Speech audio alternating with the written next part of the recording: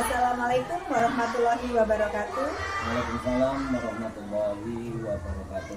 Perkenalkan, nama saya Tri Andayani, calon guru penggerak angkatan 11 Kabupaten Boyolali. Dan hari ini kita akan melakukan sesi wawancara atau interview bersama salah satu kepala sekolah yang berada di Kabupaten Boyolali, yaitu beliau Bapak Mundakir SPD selaku Kepala Sekolah SD Negeri 1 Jatilawang, Kecamatan Wonosamudro, Kabupaten Boyolali. Selamat pagi Bapak. Selamat pagi Bu.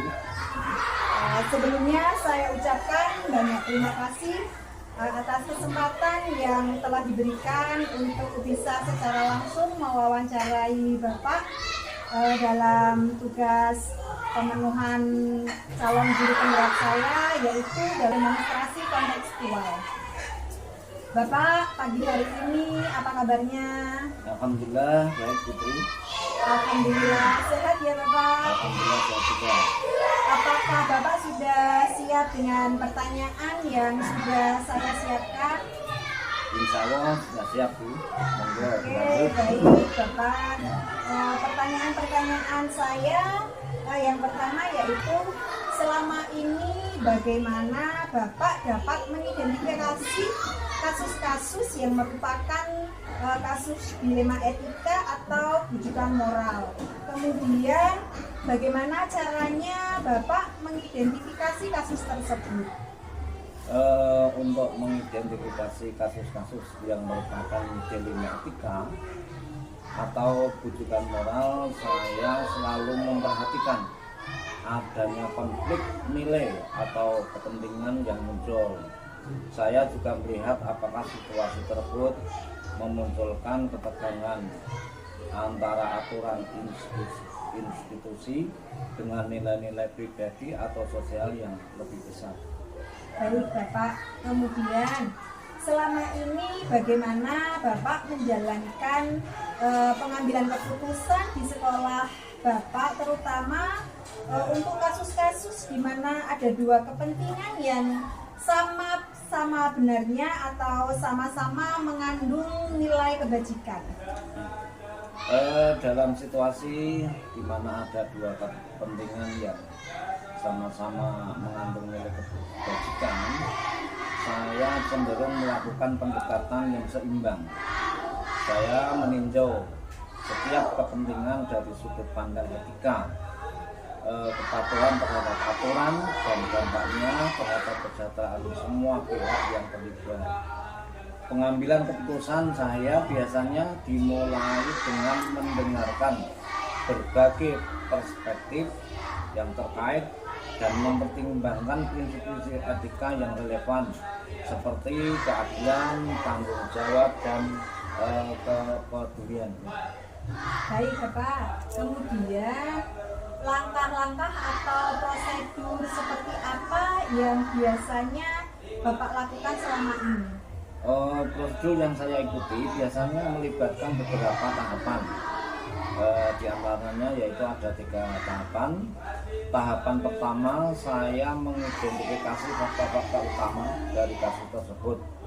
Kemudian yang kedua, saya berdiskusi dengan pihak-pihak yang terlibat, baik itu guru, siswa, ataupun orang tua, untuk bisa mendapatkan gambaran yang lebih komprehensif. Kemudian langkah yang ketiga, saya melakukan analisis berdasarkan prinsip-prinsip etika yang relevan serta memastikan bahwa keputusan yang diambil tidak hanya sesuai aturan tetapi juga berempati terhadap kebutuhan individu yang terlibat. Kemudian Bapak, apakah hal-hal yang selama ini Bapak anggap efektif dalam pengambilan keputusan pada kasus-kasus dilema etika? Sejauh ini hal-hal yang saya anggap efektif adalah melibatkan lebih banyak pihak dalam proses pengambilan keputusan, melibatkan tim atau kolega dalam diskusi etis, seringkali memberikan perspektif yang berbeda dan lebih kaya, sehingga keputusan yang diambil menjadi lebih kuat secara moral. Kemudian selain itu mengambil waktu untuk merenung dan tidak terburu-buru dalam memutuskan, juga membantu dalam menghasilkan suatu keputusan yang lebih baik ataupun bijaksana. Baik Bapak, kemudian pertanyaan saya selanjutnya yaitu hal-hal apa saja yang selama ini merupakan tantangan dalam pengambilan keputusan pada kasus-kasus dilema etika? Tantangan utama yang saya hadapi adalah tekanan dari berbagai pihak, terutama ketika keputusan yang diambil tidak menyenangkan salah satu pihak. Ada kalanya kebijakan sekolah bertentangan dengan kebutuhan individu siswa, dan menemukan jalan tengah yang adil menjadi sangat sulit. Selain itu, waktu yang terbatas untuk membuat keputusan kadang-kadang menjadi tantangan, terutama ketika situasi memerlukan tindakan yang cepat seperti itu. Baik Bapak, kemudian apakah Bapak memiliki sebuah tata kala atau jadwal tertentu dalam sebuah penyelesaian kasus dilema etika? Apakah Bapak langsung menyelesaikannya di tempat atau memiliki sebuah jadwal untuk menyelesaikannya, bentuk atau prosedur seperti apa yang telah Bapak jalankan? Biasanya saya tidak langsung memutuskan di tempat, kecuali situasinya itu sangat mendesak sekali. Saya lebih memilih untuk mengikuti proses tertentu, seperti melakukan pertemuan dengan pihak terkait dan memikirkan keputusan dengan matang. Jika memungkinkan, saya membuat jadwal untuk berkonsultasi dengan tim atau kolega yang mewakili wawasan lebih luas sebelum mengambil keputusan akhir seperti itu.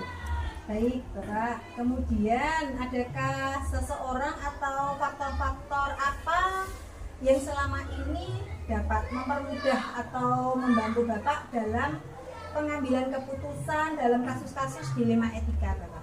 Biasanya faktor yang sangat membantu saya dalam pengambilan keputusan adalah dukungan dari rekan kerja dan atasan, serta akses ke panduan atau kebijakan etika yang ada di sekolah.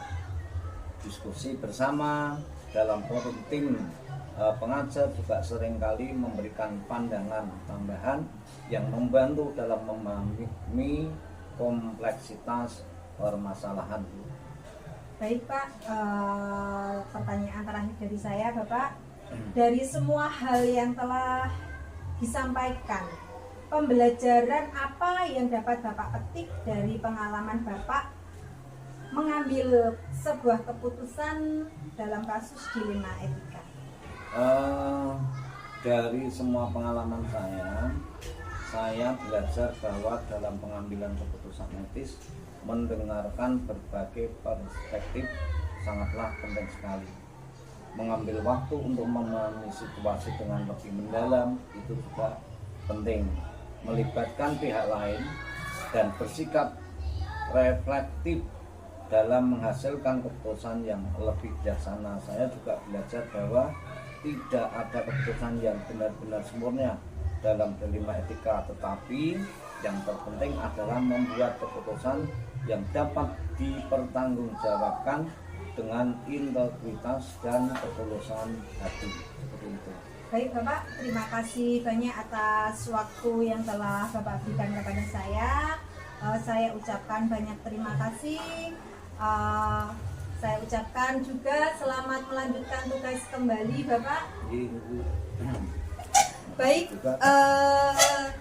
demikianlah wawancara kami pada hari ini bersama beliau Bapak Kepala Sekolah SD Negeri 1 Jatilawang. Dalam pemenuhan tugas saya sebagai calon guru penggerak, salam guru penggerak, bergerak, tergerak, dan menggerakkan. Wassalamualaikum warahmatullahi wabarakatuh. Waalaikumsalam warahmatullahi wabarakatuh.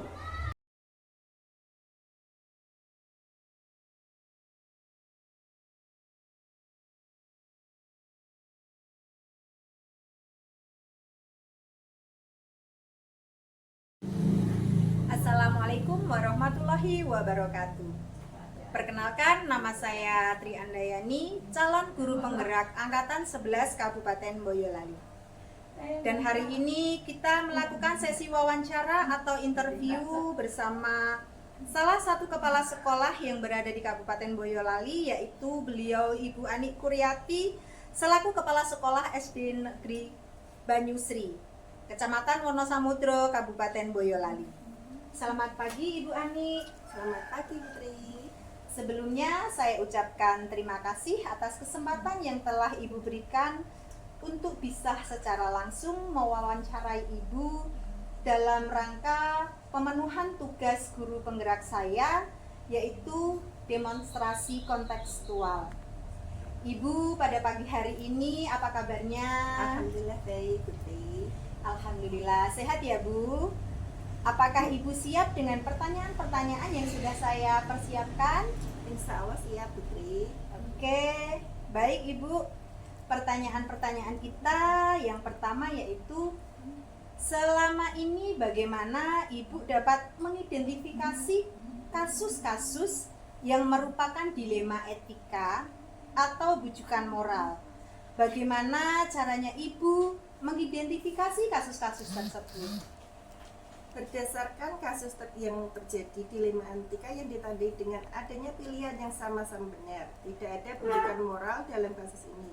Karena tidak ada pelanggaran hukum yang terjadi, sehingga untuk mengidentifikasi antara dilema etika dan bujukan moral perlu dilihat dari tipe kasus dan pilihan yang muncul. Baik Ibu, selama ini bagaimana Ibu Ani menjalankan pengambilan keputusan di sekolah Ibu? Terutama untuk kasus-kasus di mana ada dua kepentingan yang sama-sama benar atau sama-sama mengandung nilai kebajikan.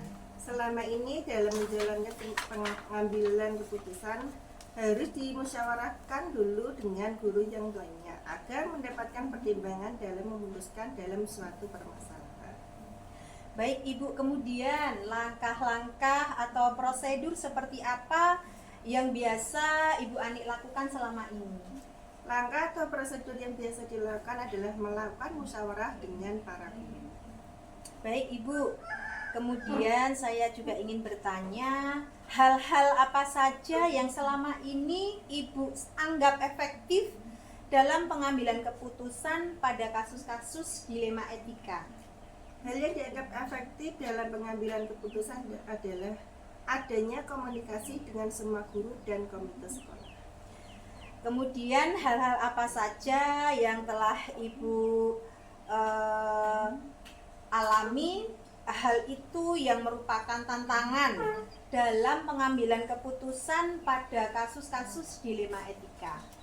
Tantangan dalam pengambilan keputusan adalah kurangnya kesadaran tentang pentingnya pendidikan dan diri sendiri siswa dan orang tua. Kemudian Bu Ani, apakah Ibu memiliki sebuah tata kala atau jadwal tertentu dalam sebuah penyelesaian kasus dilema etika? Apakah Ibu langsung menyelesaikan di tempat atau memiliki sebuah jadwal untuk menyelesaikannya?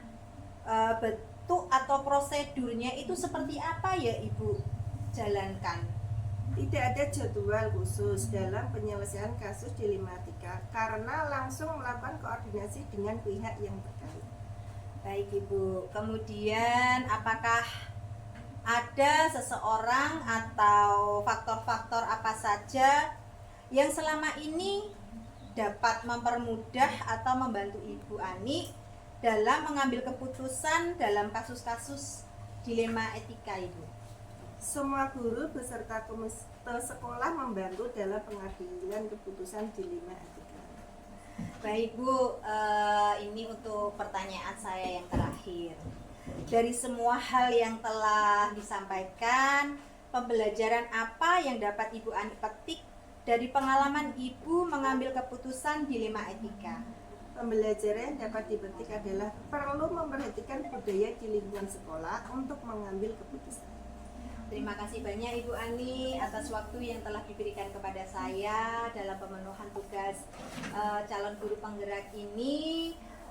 Saya ucapkan terima kasih sekali lagi dan selamat melanjutkan tugas Ibu selanjutnya. Saya mohon undur diri ya Bu ya. Ya, sama-sama.